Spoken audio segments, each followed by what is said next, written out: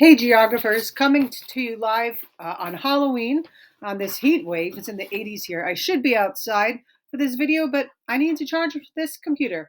So here we are wrapping up this unit on population. Just a reminder, we went through the end very quickly and spent a long time in the introduction because as long as you get like the big ideas and the vocab in the beginning, the rest of it, a lot of it just makes a lot of sense. So right now we're going to focus on aging population. So, what determines if a population is an aging population? See, this is a good time to practice all your initials here. We have crude birth rate, the infant mortality rate, the total fertility rate, and the crude death rate. Another thing that is a big factor is your life expectancy. And here is a choropleth map on a life expectancy. You see, ours is just above the global average there, and even better in Canada and parts of Europe and Australia. I will tell you, I have a friend from Australia, and when he came to visit, he said he was shocked about the serving sizes. He says, when you go out to eat in Australia, anything you buy to eat is about half the size. So maybe that's a reason why their uh, life expectancy is longer. All right, so what is life expectancy? It's the average number of years a person is expected to live. What influences a long life? Things like expendable income. So, whether it's money that you can spend on a good diet, on healthcare, but also things that like maybe you can do for your peace of mind, self-care or vacations, if you will. Your diet, right? What you eat, that you have enough food to eat and that you eat a nutritious food, your activity level, right? That you're not sedentary, like we discussed before. We mentioned just the access to food and also just security as well, that you don't fear animal attacks or even, war or anything like that. This is an article from this year about the average life expectancy in Estonia increasing. It's increasing to 79 years for a few reasons. It dipped during the coronavirus pandemic, which it did pretty much globally, but it has had a rebound. The European average, though, is still 81 and a half years, so it's still not to the European average. And it mentions that some countries in Europe, um, like Lithuania and Latvia, are more to the mid 70s. Now, keep in mind, those are two countries that were in the former Soviet Union.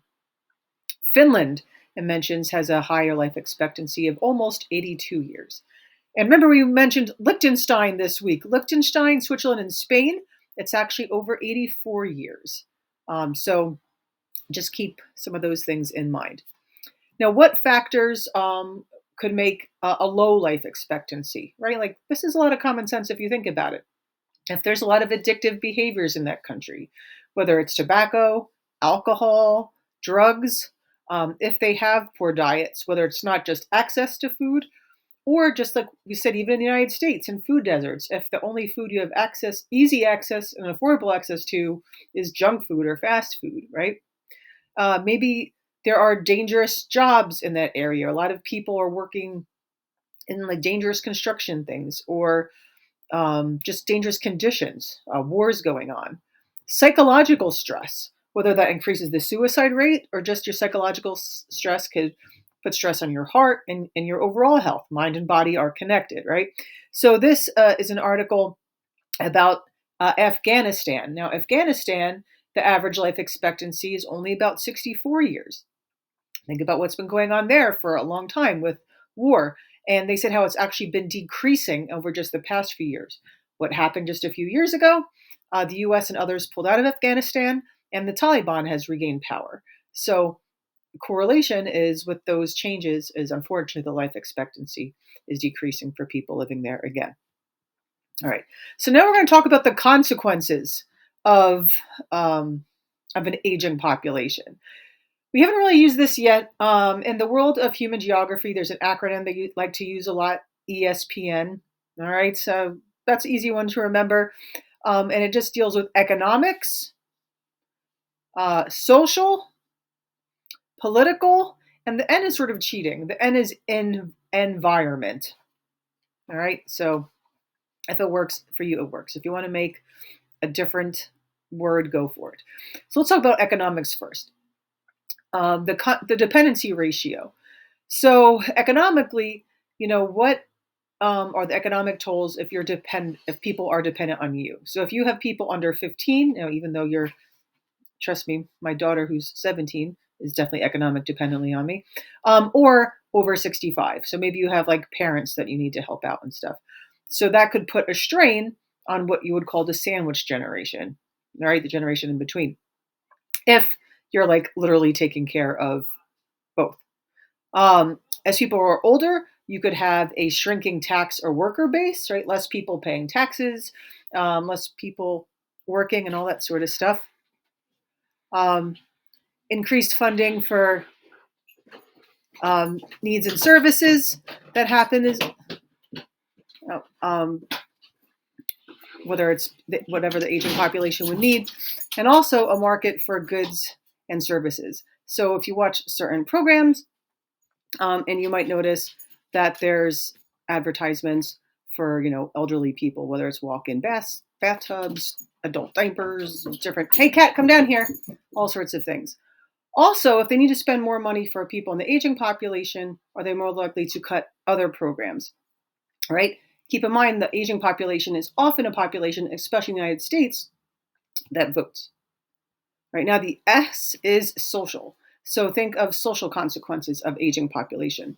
When you have family dynamics, who is taking care of who? That could cause tensions among families. Is one sibling or another taking care of them? Who is financially responsible? Whose time needs to make a commitment? Also, the social services that are needed for seniors and social things that are done for them, whether it's towns that run community centers for seniors, senior bingo night. Also, what do these seniors do on social media, right? Medical specialties that are needed for them, the snowbird effect. So that's the idea of seniors needing that cluster in a certain area. I'm sorry, it's Halloween, and I guess people are just coming in my house to use the bathroom. So that's, I know who they are, but it's sort of random. Okay, so as they conglomerate in nursing homes, senior complexes, or it could even be like neighborhoods made for seniors. I know where I used to grow up, there was a senior housing area, and if someone there needed an ambulance and they called the police, they actually called and said, we're in heaven's waiting room." That's sort of messed up, right? Also, think of states where a lot of seniors go to retire. So Florida, Arizona.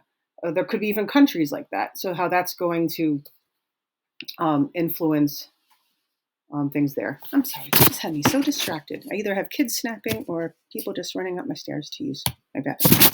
And it's a mess because we're doing over our bathroom right now. So it's just not a great situation. All right, political consequences. So often with an aging population, you'll have natalist policies. That's because, as we discussed with the news, usually if you have an aging population, it will usually mean that there's a fall in birth rates as well. All right, military needs for a country, because if people are older, they're probably not soldiers and sailors, right? You may have a few like older generals or something, but even they're not that old, right? So you need a vibrant youth to defend yourselves. Economic growth, that's going to be connected to politics, right? Right, all these things are not like completely separated. And then also seniors as a voting bloc. Even right now, if you watch the 2024 election, right, how do these campaigns cater to seniors? What do they do to try to get their votes, especially because seniors vote in much higher numbers? And this right here is even one from this week that suggests that seniors' view of the economy could be the deciding factor for a close race going on right now. All right, we're going to stop here. I'm going to regroup and we'll do some more.